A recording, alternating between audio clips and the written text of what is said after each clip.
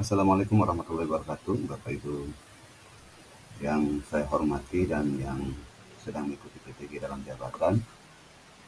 Nah, berikut di sini saya akan sedikit berbagi pengalaman saat mengikuti PTG dalam jabatan yang baru selesai di akhir 2023 kemarin. Pada video-video sebelumnya sudah saya buat apa namanya LK 1.1 identifikasi masalah, tapi agak kurang lengkap karena cuman langsung membahas isi daripada LK-nya.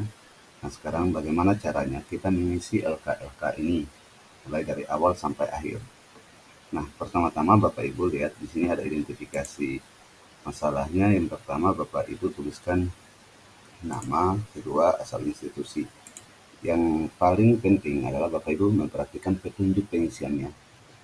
Pada petunjuk sini Bapak Ibu silakan identifikasi masalah-masalah pembelajaran yang mungkin terkait dengan penanganan siswa bermasalah dan berkebutuhan khusus, membangun relasi dengan siswa, melakukan disiplin positif, pemberian feedback, metode pembelajaran, masalah motivasi, materi hot, side under thinking skills, literasi numerasi, miskonsepsi, pemanfaatan teknologi dan pembelajaran assessment, interaksi dengan orang tua siswa, menggunakan model-model pembelajaran inovatif, dan masalah terkait lainnya yang menjadi tugas keseharian guru berdasarkan pengalaman Anda saat menjadi guru.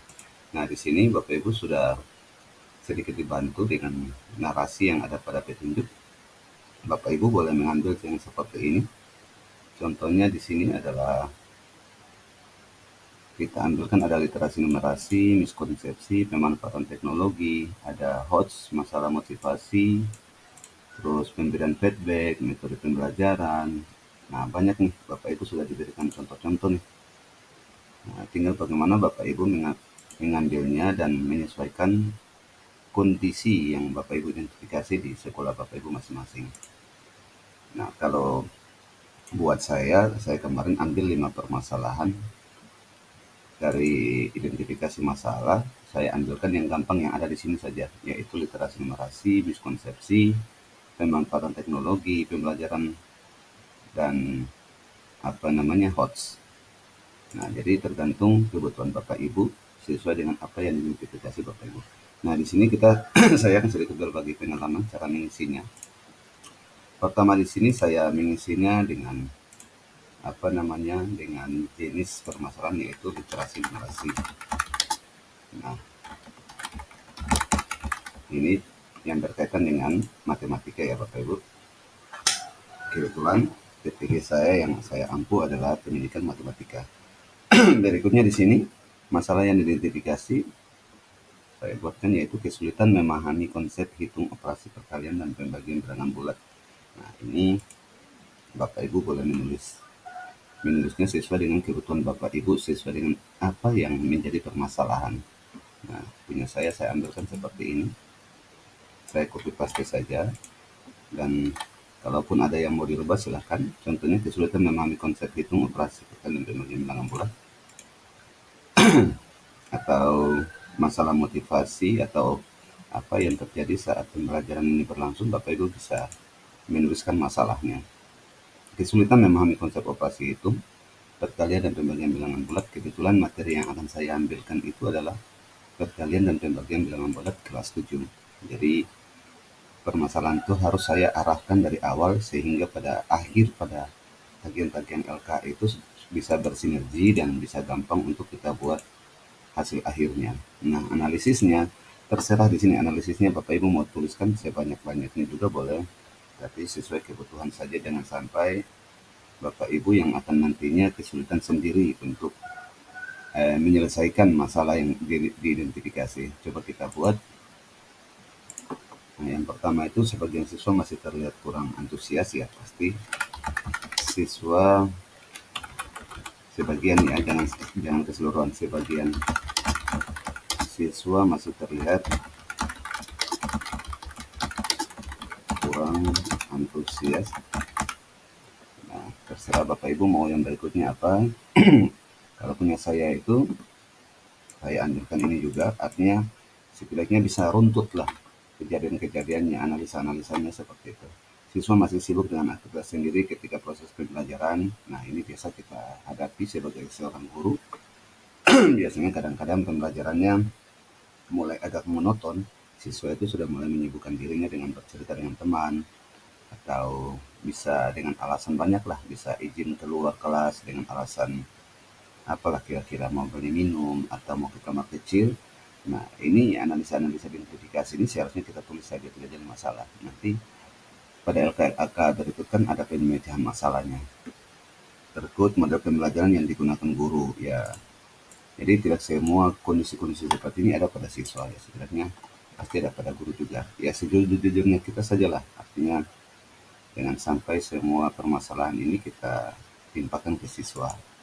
Nah, di sini metode dan model pembelajaran yang digunakan guru monoton dan kurang inovatif. Nah, ini sudah pasti banyak banyak di antara kita sebagai guru masih banyak yang belum menggunakan metode dan model pembelajaran yang inovatif, dikarenakan kita sebagai guru itu masih terbilang pada posisi nyaman, yaitu banyak cuman sekedar mengajar, sekedar apa namanya, tidak membuat media pembelajaran yang inovatif, kreatif, masih model pembelajarannya juga masih ceramah dan lain-lain. Nah, ini akhirnya kan motivasi siswanya berkurang.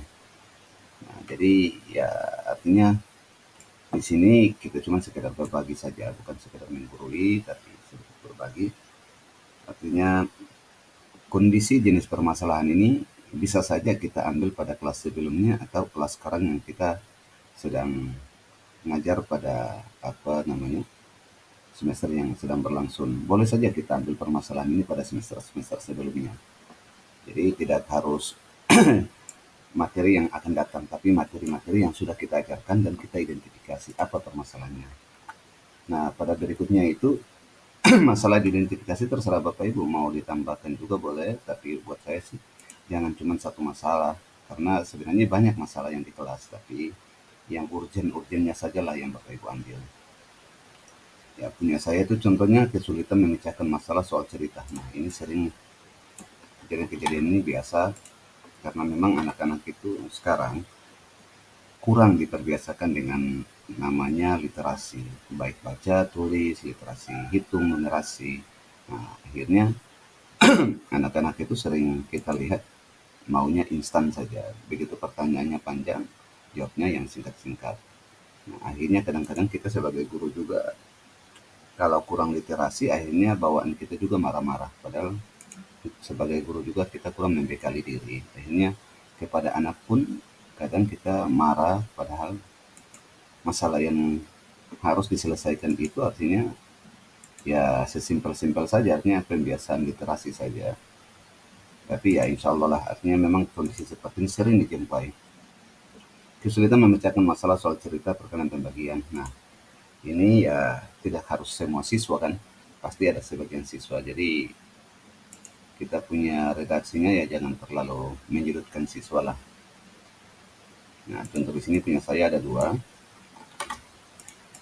lumayan banyak lah, tapi ya setidaknya bisa. Nah, siswa di sini belum terlatih menyelesaikan soal cerita. Ya memang kadang-kadang sih kalau kita tanya ke siswa di kelas sebelumnya sudah pernah kerjakan seperti apa belum. Ada siswa yang bilang sudah, ada siswa yang juga bilang belum. Padahal memang guru yang sebelumnya sudah melatih, tapi kadang-kadang ya memang seperti itu. Latihannya memang harus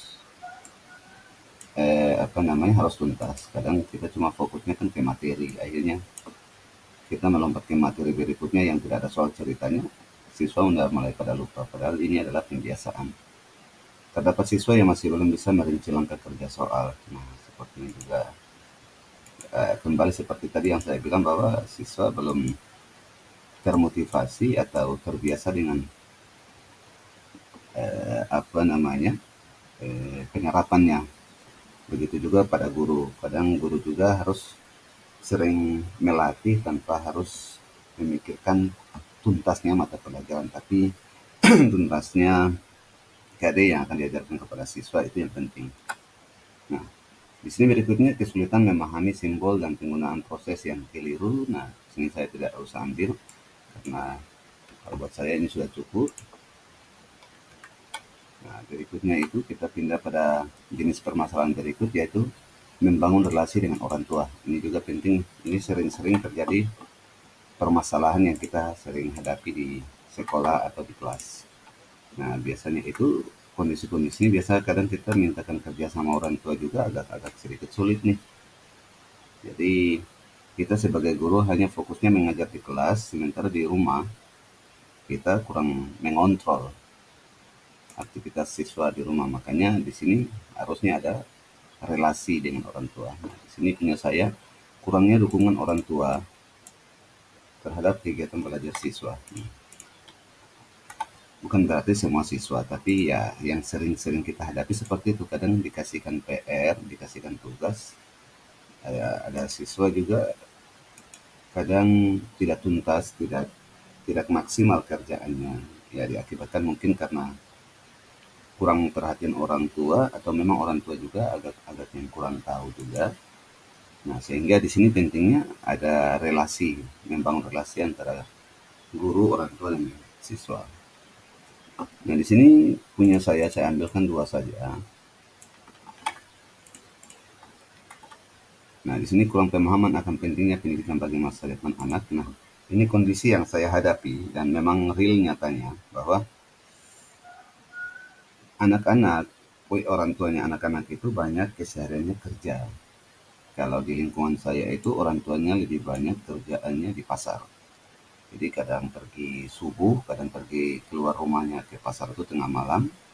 Ya pulangnya juga sudah agak malam dan larut. Jadi sehingga untuk memantau perkembangan belajar anak di rumah itu agak kadang-kadang sudah tidak maksimal. Kadang juga orang tua hanya memberikan menanyakan sebatas ada pekerjaan rumah atau tugas dan lain-lain, tapi fungsi kontrolnya agak kurang. Nah, di sini harus kita tuliskan permasalahannya dan bagaimana nanti solusi pemecahan masalahnya nanti pada RKLK berikut. Jadi persepsi orang tua bahwa belajar dan mengajar adalah tanggung jawab guru semata. Ada sebagian sih, tidak harus semua. Nah, kalau sudah sampai sini berarti kita bisa pindah ke masalah yang identifikasi berikut. Nah, ini dia nih punya saya ini yang sering saya temui. Saya ambilkan yang gampang saja di sini. Komunikasi guru dan orang tua murid atau sebaliknya masih kurang. Nah, komunikasinya ya kadang-kadang hanya melalui dunia maya atau WA. Jadi komunikasi seperti itu kadang-kadang kan kurang maksimal juga. Nah, di sini orang tua sibuk dengan pekerjaan, seperti yang saya bilang tadi, sebagai orang tua murid tidak memiliki sarana komunikasi. Ya, apalagi di lingkungan saya masih memang kurang seperti orang tua. Ya, kalau paket datanya juga tidak ada, terus pulsa biasanya juga tidak ada, ya sulit sih. Jadi ya mau gimana lagi? Artinya komunikasinya pasti guru akan mendatangi orang tua di rumah. Jadi itu faktor ekonomi keluarga ya, ini sudah pasti akhirnya mempengaruhi pada kesibukan orang tua, pekerjaan orang tua di luar rumah nantinya. Jarak tempuh yang jauh dan transportasi yang serba mahal. Nah, ini kondisi nih. Akhirnya kadang siswa lebih banyak izin tidak ke sekolah dengan alasan-alasan yang kadang kita pikir siswa kurang jujur, tapi ya kadang juga siswa dia melindungi privasinya juga sih. Akhirnya yang tadinya kalau siswa mau bilang tidak ada transportasi, tidak ada uang untuk transportasi, ya kita sebagai guru juga agak bingung solusinya seperti apa. Nah, kita pindah ke permasalahan berikutnya. Saya ambilkan pemanfaatan model pembelajaran inovatif berdasarkan karakteristik materi dan siswa. Nah, yang seperti saya bilang, saya ambilkan di sini. Pemanfaatan teknologi pembelajaran, asesmen, dan lain-lain di sini saya ambilkan di sini. Jadi supaya agak gampang, biar kita tidak tebak-tebakan. Nah, kalau memang masalahnya cocok, ya kita ambil. Pemanfaatan model pembelajaran inovatif berdasarkan karakteristik, ya saya ambil juga di sini. Kita pindah ke jenis permasalahan berikut. Nah, di sini ini masalahnya banyak berkaitan dengan guru. Jadi saya langsung ambil saja di sini. Nanti boleh teman-teman boleh mengkopinya atau boleh menguranginya atau menambahkan juga boleh sesuai dengan jenis permasalahan yang Bapak Ibu hadapi. Di sini pemanfaatan model pembelajaran inovatif berdasarkan karakteristik materi dan siswa. Nah, ini sangat penting. Ini terkait dengan apa yang kita kerjakan di kelas. Di sini kemampuan guru dalam berinovasi masih kurang. Nah, ini nanti kita ketahui kenapa berkurang. Pasti faktor umur, terus sarana prasarana itu sudah pasti. Berikut kekurangan kemampuan guru dalam berinovasi, ya salah satunya juga pasti faktor umur. Guru belum mengoptimalkan pemanfaatan model pembelajaran sesuai dengan karakteristik materi dan siswa, kurang memahami model-model pembelajaran yang sesuai dengan karakteristik materi dan siswa. Terserah Bapak Ibu mau mengurangi juga boleh, tapi saya sedikit merinci sesuai dengan kondisi yang saya alami di lingkungan sekolah saya. Artinya kondisi seperti ini berarti bukan bercerita tentang kita sebagai pribadi guru, tapi kita berbicara sebagai apa namanya lingkungan tempat kerja kita. Nah, seperti ini kita bisa angkat sebagai permasalahan. Nah, contoh saya ambilkan di sini adalah, coba saya pasti saja, ada beberapa yang memang saya kurangi. Nah, di sini kemampuan guru dalam berinovasi, ini jenis permasalahannya, apa namanya, analisa identifikasinya saya buatkan. Guru merasa nyaman dengan gaya belajarnya seperti biasanya yang dianggap sudah tepat. Seperti ini biasanya guru yang zaman KTSP, yang apa zaman K13 yang masih mengajarnya konvensional sudah menganggap bahwa cara mengajar seperti itu sudah tepat. Akhirnya bawaan siswa juga, siswa merasa bahwa belajar seperti ini sudah tepat. Nah, begitu dikasih dengan solusi pemecahan masalah nantinya, yaitu mengajar dengan menggunakan media model yang inovatif, siswa agak kaget nanti. Nah, ini yang saya alami. Siswa begitu dikasih kamera waktu di dalam kelas, waktu kita aksi PPL nanti, ada beberapa kamera, terus media berupa LCD, itu siswa agak kaget dan bingung pasti. Loh, ini Bapak Ibu guru kok sedang bikin apa di kelas ini? Apakah lagi ada acara syuting atau apa? Itu pasti siswa akan kaget karena melihat sesuatu hal yang masih dianggap tabu. Padahal memang sebelumnya siswa-siswa ini sudah lihat, tapi model dan metode pembelajaran yang kita ajarkan pada saat itu, pasti siswa akan sedikit bingung, kok kenapa sampai ada seperti ini. Nah, hal itu akan membuat apa namanya pola pikir baru bahwa ternyata siswa ini mereka beranggapan bahwa yang selama ini mereka dapati di guru-guru yang sudah merasa nyaman dengan gaya belajarnya seperti biasanya, pasti akan apa namanya membuat mereka sedikit agak bingung. Tapi setelah apa yang mereka alami, pasti akan mereka merasa bahwa oh, ternyata seperti ini pembelajaran yang harus kita hadapi. Karena pembelajaran yang dulu itu hanya metodenya hanya ceramah, tapi sementara pada saat kita PPL nanti, metode pembelajaran kita itu sudah agak beda, apalagi kita menerapkan namanya model PBL, Problem Based Learning. Nah, yaitu pemecahan masalah dan problem project learning. Jadi siswa agak bingung, ternyata selama ini mereka beranggapan bahwa ada pembelajaran yang lebih lebih menyenangkan ketimbang pembelajaran yang sebelumnya yang sudah dianggap sangat paling apa namanya sudah paling nyaman bagi mereka. Berikutnya itu ada kekurangan kemampuan guru dalam berinovasi. Nah, kekurangan variasi model ajar guru, kurang pemanfaatan model-model pembelajaran. Kadang-kadang guru banyak masih beranggapan bahwa model pemanfaatan model-model pembelajaran ini sebenarnya sama dengan gaya mengajarnya mereka, tapi sebenarnya tidak.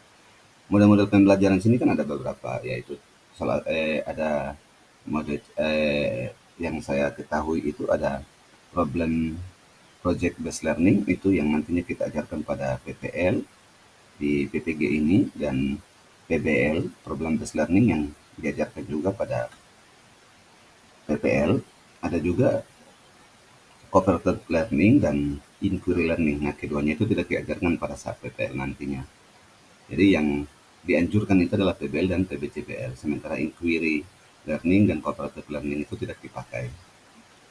Nah, inquiry dan kooperatif itu kan masih banyak bersifat ceramah, jadi sudah agak tidak dipakai lah begitu di PPL ini. Nah, berikutnya itu ada guru sibuk dengan aktivitas di luar tanggung jawab sehingga inovasi-inovasi baru tidak terlihat di proses pembelajaran di kelas. Nah, sebenarnya ini yang sering kita hadapi, banyak guru yang izin dengan alasan pribadi, alasan keluarga, atau sesuatu hal yang masih belum urgent, masih ibaratnya sesuatu yang bisa dikerjakan di selepas pekerjaan sekolah, tapi ada banyak guru yang izin untuk menyelesaikan di jam-jam sekolah. Nah, seperti ini yang sering kita hadapi.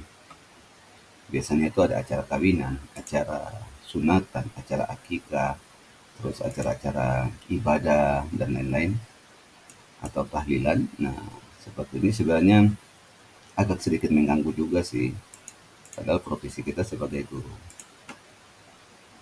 Nah, di sini berikutnya itu ada kurang memahami model pembelajaran yang sesuai dengan karakteristik materi. Di sini punya saya di sini. Yang tadi guru sibuk tadi sebenarnya tadi jatuhnya ke sini.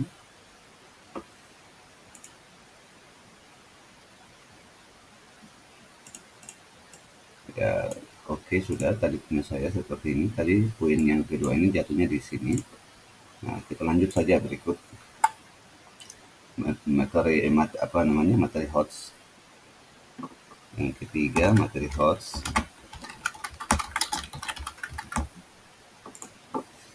Nah, saya copy paste saja biar tidak terlalu banyak.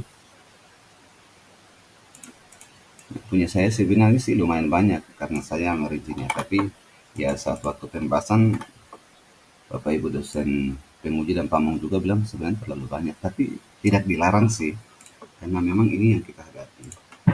Materi HOTS di sini guru masih kurang dan belum mampu memahami secara utuh pembelajaran HOTS. Ya, biasanya pada Bapak Ibu nanti akan mengikuti sebelum mengikuti PPL 1 itu apa namanya ya, saya sudah lupa. Ujian uji komprehensif ya, itu salah. Nah, di situ Bapak Ibu akan ditanyakan nanti salah satu beberapa pertanyaannya, yaitu mereka akan bertanya pada modul ajar yang kita buat. Mereka akan tanya, di modul ajar sudah memuat materi atau pembelajaran yang berbasis HOTS atau belum? Nah, ini sering ditanyakan. Itu pertanyaan yang sering ditanyakan dan setiap angkatan itu ada sih pertanyaan seperti ini. Nah, makanya guru masih kurang dan belum mampu memahami secara utuh pembelajaran. Padahal di modul ajar itu sudah harus memuat materi-materi atau pembelajaran yang berbasis HOTS. Sini guru merasa sudah lama mengabdi dan sudah cukup pengalaman, tidak perlu belajar lagi. Nah, biasanya seperti itu. Kadang banyak guru senior yang beranggapan bahwa yang harus berinovasi itu adalah guru-guru junior. Guru senior itu sudah merasa bahwa mereka sudah mau memasuki masa purna. Nah, ini sering terjadi. Nah, seperti itu. Di sini kekurangan pahaman guru dalam menyusun modul ajar berbasis HOTS. Nah, ini seperti yang saya bilang, karena ini urgent, makanya saya mengambil pemecahan masalahnya seperti ini. Yang masalah-masalah yang saya hadapi dan ada di lingkungan sekolah. Kurikulum yang selalu berubah sehingga membingungkan guru, ini sudah pasti. Kurangnya pelatihan guru, pembuatan media ajar berupa modul berbasis HOTS. Nah, ini sering memang, dan saya jumpai di daerah saya jarang sih ada pelatihan guru pembuatan media ajar berupa modul berbasis HOTS. Sehingga nanti saat guru ini berhadapan dengan PPG ini agak bingung apa sih yang harus kita buat seperti itu. Tapi bagi guru yang sudah terbiasa, mungkin enteng saja bagi dia. Guru kurang berinovasi dan belajar literasi untuk mengembangkan profesi. Nah, ini permasalahan yang saya angkat saja. Berikutnya, guru kurang dan belum mampu menganalisis membuat soal level HOTS. Nah, ini bagi guru yang kurang berinovasi, agak pusing-pusing sih, pusing alus-alus ibaratnya begitu. Jadi, ya biasanya pada KKG atau NGMP itu, kalau ada penyusunan soal lalu dibilang penyusunan soalnya dalam bentuk AKM yang berbasis HOTS, ya agak-agak membingungkan bagi guru yang tidak terbiasa. Nah, di sini kurangnya pembiasaan soal HOTS di setiap akhir kegiatan belajar berupa soal post-test berbagai HOTS. Nah, di sini guru kurang mendapat pelatihan pembuatan soal level HOTS. Kurang mampu guru memetakan KKO HOTS. Berikutnya pesusunan kisi soal lebih banyak pada gugus MGMP. Nah, ini yang sering terjadi. Guru terlalu banyak dikumpulkan pada gugus atau MGMP, lalu nantinya yang akan mendapatkan ilmu itu hanya guru-guru tertentu. Dan banyak guru juga tidak menularkan ilmu yang mereka dapatkan di tempat-tempat kegiatan seperti itu. Akhirnya guru yang berada di sekolah yang tidak kebagian untuk menyusun soal, kisi dan soal, nanti akan merasa lambat juga dan tidak tahu seperti itu. Kesulitan dalam memahami soal cerita hoax ini juga, pembelajaran hanya berfokus dengan angka dan kurang mengaitkan soal dalam kehidupan sehari-hari. Nah, kadang-kadang kita sering lihat ada soal-soal matematika cuman hitungannya itu seperti 2 tambah 3 dan lain-lain seperti itu. Padahal membuat soal ceritanya itu agak kurang. Nah, soal cerita itu yang setidaknya itu berbasis pemecahan masalah.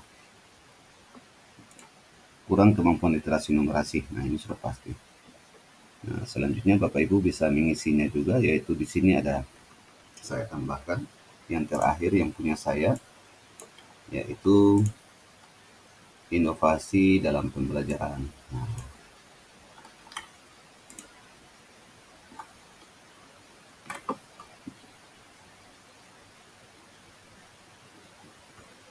inovasi dalam pembelajaran sini, sorry, Bapak Ibu bisa sendiri mengisinya juga boleh.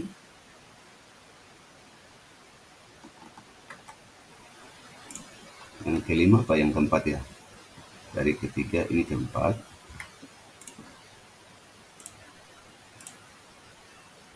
Punya saya ada 5 sih, tapi saya cuma buat segini saja.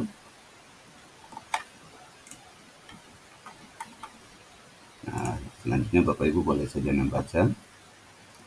Inovasi dalam pembelajaran, nah ini saat proses pembelajaran berlangsung ya, kekurangan kemampuan guru dalam penguasaan IT masih berendah. Ini hampir di seluruh Indonesia ya. Ini tidak hanya di daerah-daerah Bapak Ibu sendiri, tapi hal seperti ini dialami hampir seluruh guru. Nah, saat waktu PPG, bukan hanya guru di bagian barat, timur, tengah saja yang mengalami ini. Jadi merata ya. Jadi ya seperti itulah kondisi kita saat ini. Faktor umur mempengaruhi penguasaan IT. Nah, seperti tadi saya bilang, faktor umur ini artinya guru kalau sudah merasa senior, dia akan merasa bahwa yang harus berinovasi itu hanyalah guru-guru yang junior. Tapi ada juga guru senior yang masih tetap bersemangat, yang masih berinovasi. Guru kurang mengikuti perkembangan belajar abad 21, dan belajar abad 21 termasuk di dalamnya itu adalah literasi numerasi. Berikutnya di sini guru belum mengoptimalkan pemanfaatan teknologi atau inovasi pembelajaran. Nah, seperti ini. Guru merasa kemampuan IT yang dimiliki sudah cukup, padahal belajar itu sepanjang hayat ya. Keterbatasan sapras LCD dan internet. Kalau internet sih buat saya tidak terlalu sih. Kalau di proses belajar di kelas, kalau kita menggunakan ini kadang-kadang agak mengganggu proses pembelajaran juga karena terkendala jaringan. Sekalipun ada wifi di kelas, tapi ya syukur-syukur jaringannya bagus. Tapi kalau tidak ya agak mengganggu durasi waktu kita. Keterbatasan gawai dan paket data jaringan internet siswa. Nah, seperti ini. Kalau ini sih sebenarnya tidak terlalu penting. Tapi kalau pembelajarannya di saat itu menggunakan mengharuskan siswa membawa gawai, HP dan paket data seperti mengisi apa namanya Google Form saat waktu ulangan atau lagi ujian atau latihan-latihan, ya agak susah sih kalau punya keterbatasan seperti ini. Nah, berikut Bapak Ibu terakhir catatan identifikasi masalah pembelajaran yang tercantum di atas bersifat umum dan dapat berbeda-beda seperti yang sudah saya bilang tadi. Disarankan untuk mengadakan diskusi lanjut dengan rekan guru dan pertimbangan pengalaman pribadi serta kebutuhan spesifik di lingkungan pembelajaran Anda. Jadi ini bukan saja berkaitan dengan yang pribadi Bapak Ibu yang alami yang permasalahannya, tapi di sini kan dibilang ada yang bisa berkaitan dengan guru dan lingkungan pekerjaan Bapak Ibu. Nah, seperti itu, semoga bisa bermanfaat buat Bapak Ibu rekan yang sedang mengikuti PPG. Ada video sebelumnya juga yang sudah saya bahas pada LK 2.1. Di sini saya cuma sedikit berbagi bagaimana cara mengisinya dan sedikit berbagi jenis-jenis permasalahan, masalah yang diidentifikasi, analisanya seperti apa. Semoga bermanfaat. Tetap berusaha dan semangat dengan ikhtiar, dengan sholat dan doa. Terima kasih. Wassalamualaikum warahmatullahi wabarakatuh.